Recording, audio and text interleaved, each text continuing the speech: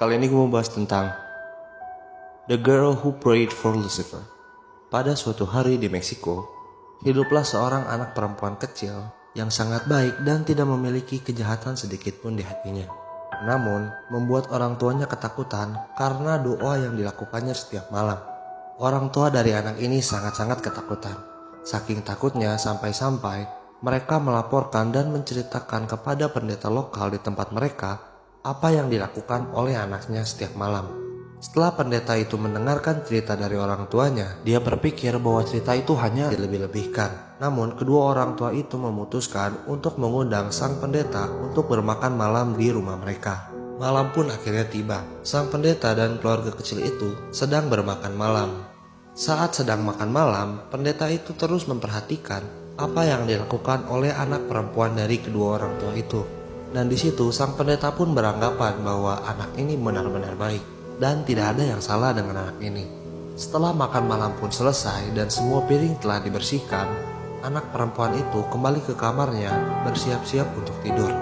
Kedua orang tua dari anak perempuan itu pun mengajak sang pendeta untuk keluar dari rumah dan mendengarkan apa yang dilakukan oleh anak itu.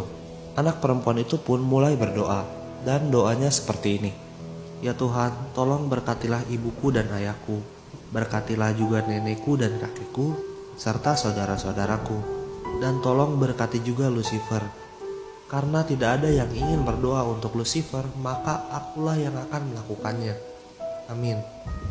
Mendengar doa yang dilakukan oleh anak perempuan itu, pendeta itu pun terkejut dan ketakutan.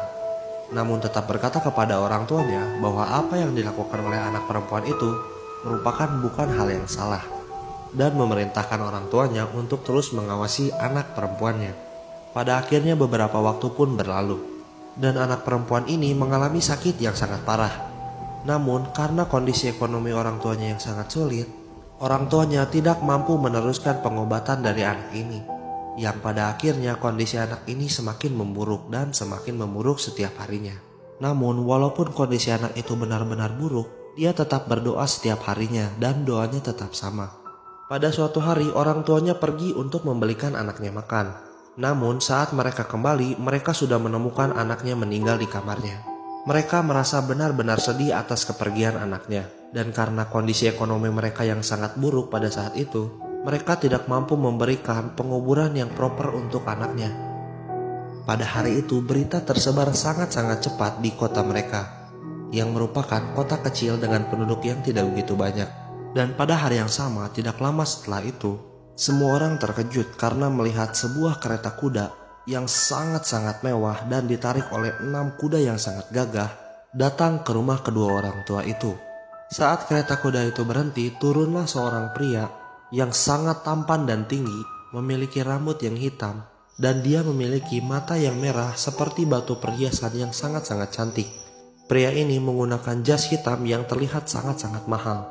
Akhirnya pria ini meminta kepada orang tua itu untuk melihat jasad dari anak perempuan itu. Dan kedua orang tua itu pun akhirnya setuju. Saat pria ini melihat anak perempuan itu, pria ini secara perlahan dan gentle mengangkat jasad dari anak perempuan itu, sambil menahan air mata dan menuju ke kereta kudanya. Pada akhirnya pria itu membawa jasad dari anak perempuan itu ke gereja lokal yang ada di kota itu untuk memberinya penghormatan terakhir.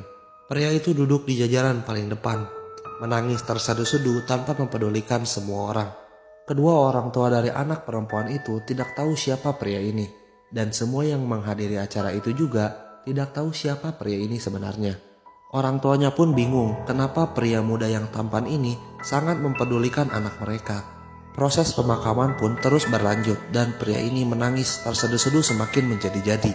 Pada akhirnya jasad dari anak perempuan itu pun dibawa ke kuburan sekitar, di mana keluarga dari anak itu terlihat sangat-sangat terkejut.